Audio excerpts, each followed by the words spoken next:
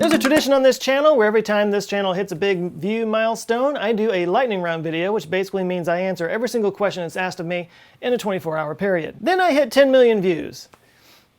And that was a huge mistake. For the 20 million view milestone, I decided to do something different and just do the top 20 most upvoted questions in the comments of that video, and these are the ones you guys picked. So if you don't like this video, it's totally your fault.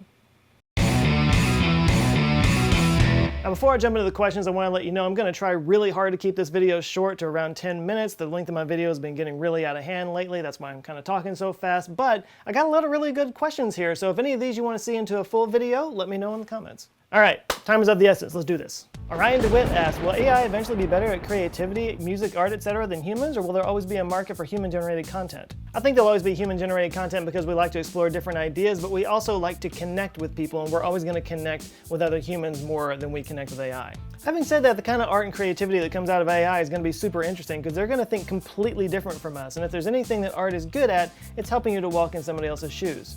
Or somebody else's hard drive enclosure in this case. Tony James asks, if we had another Carrington event of 1859 today, how do you think mankind would respond to such a massive and potentially extended disruption to our modern way of life? For those who don't know, the Carrington event was a massive solar storm that was so big that it actually caused telegraph machines to burst into flames. If something like that happened today with our electronic infrastructure, the damage would be catastrophic, and there's absolutely no protection against this whatsoever. Electric grids in more developed parts of the world would probably suffer less damage than the grids in developing world, but nobody would be immune. As for how we'd respond to this, let's just say badly. We'd respond badly. Humans tend to do that. Magnus Poor asks, what's your take on the likelihood of current cleanup plans and operations actually working on the giant floating garbage patches? Yeah, I covered this briefly in my video about plastic, and it's kind of hard to say right now because they're still in the testing phase. And even if they succeed in the testing phase, the enormity of the problem is so huge it would be a massive accomplishment just to keep things at the level they are right now. What I do think is important though is that there are people out there that are trying to tackle this, and we need to be throwing as much support to them as we possibly can because this is really important work. Peter Rave asks, it seems to me that a lot of modern pessimism is a result of creeping disillusionment with capitalism and democracy.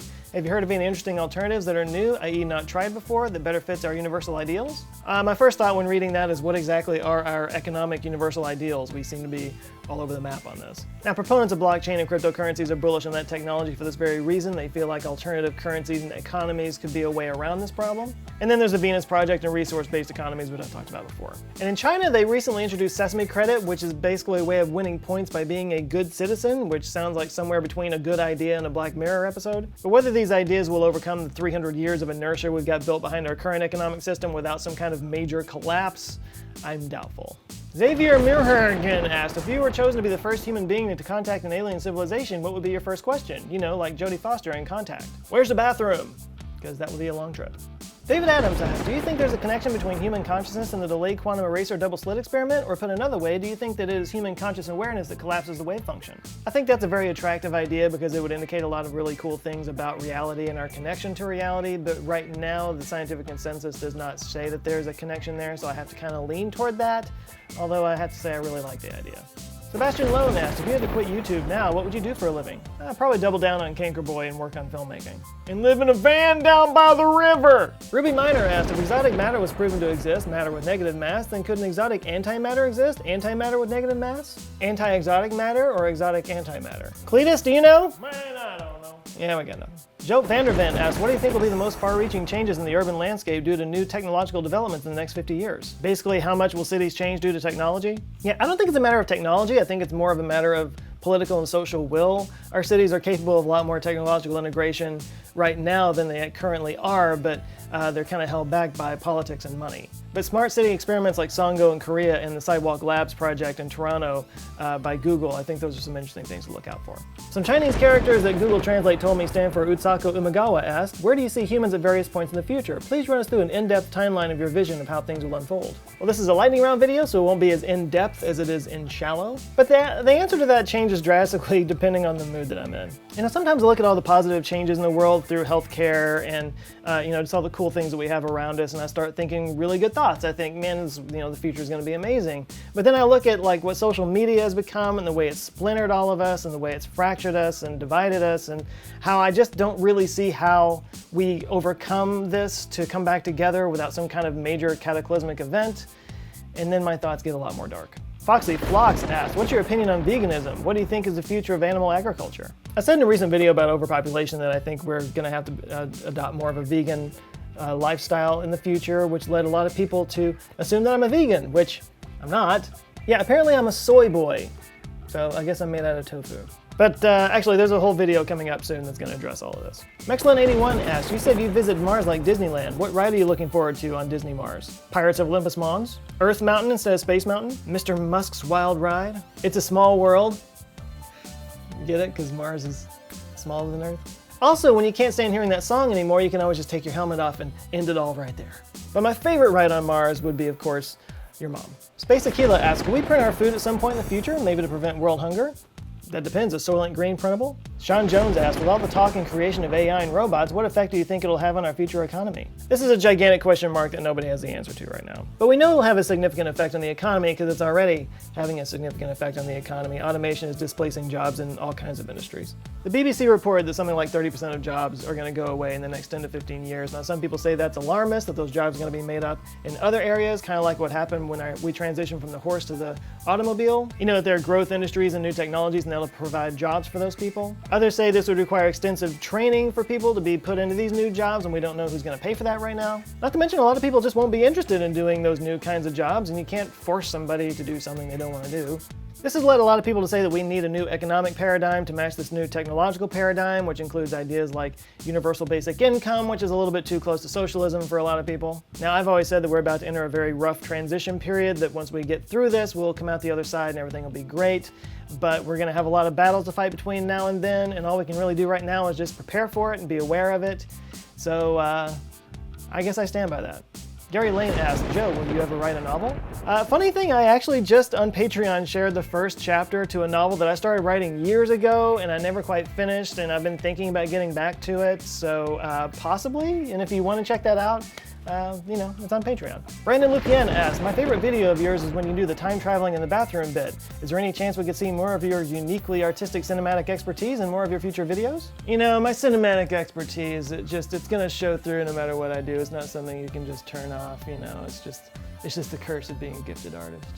Seriously though, that kind of stuff is exactly why I started this channel in the first place. I wanted to find an audience for my creative and filmmaking and writing stuff that I wanted to do, but when you're putting out a video every single week, the grind of doing that makes it very difficult. Yeah, every short or sketch that I do winds up taking like 3 times as much time as these where I just kind of sit here and talk to you into the camera. So it's difficult to make them happen, but it is something that I want to be doing more of.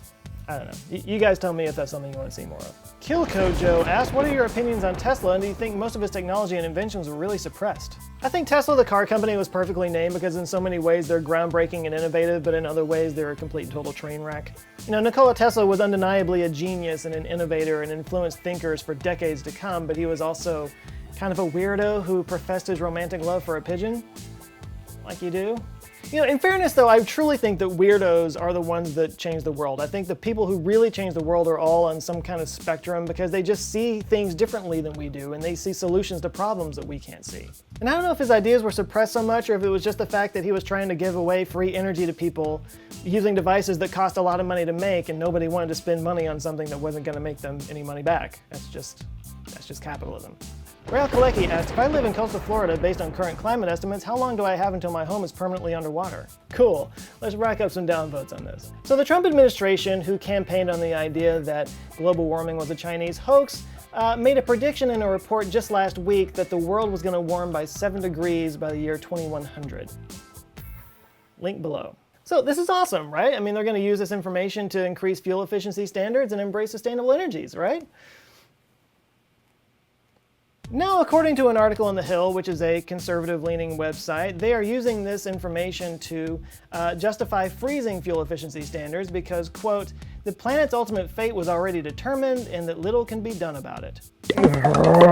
So, according to Scientific American, sea levels can be expected to rise 2.3 meters per degree Celsius of temperature increase, which means that if the prediction made by the Trump administration is true, then by 2100 sea levels would rise 16.1 meters, but for all you Americans out there, that's 52.8 feet. So let's just say you live in Miami, which has an elevation of 6.5 feet above sea level, or 1.9 meters, and assume a steady temperature temperature increase of 7 degrees over the next 80 years. Now it's probably not going to be steady, it's probably going to accelerate over time, but to keep things simple, let's just say it's steady. We can assume a 0.875 degree increase every 10 years, which amounts to about a 2-meter increase. So if you live in Miami, which again is 1.9 meters above sea level, and the Trump administration's predictions come true, then you could expect to be walking your dog in 4 inches of water by the year 2030. Now, before people scream at me in all caps in the comments telling me to leave politics out of my videos, guys, I'm just sharing the information here. If you don't like it, then take it up with Scientific American and the Trump administration.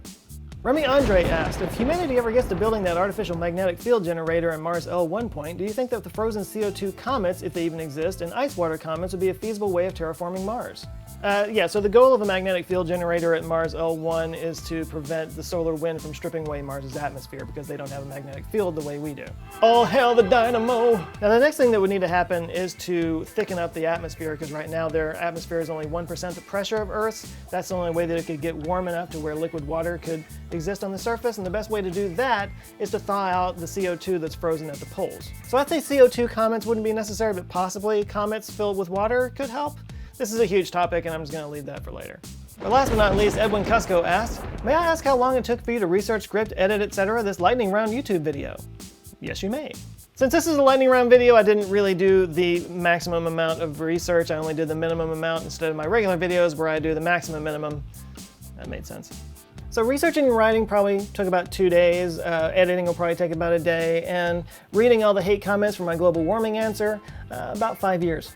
Alright, thanks you guys so much for watching. Hopefully I was able to keep this close to 10 minutes, but again, if you guys liked any of these questions and want to see a full video on it, let me know down in the comments. It could happen. Please like and share this video if you liked it, and if this is your first time here, this is a very unusual kind of video for me. I invite you to check out some of my other stuff, and if you like those, hey, subscribe. I'll come back with videos every Monday and Thursday. Thanks again for watching. You guys go out now, have an eye-opening week, and I'll see you next Monday. Love you guys, take care.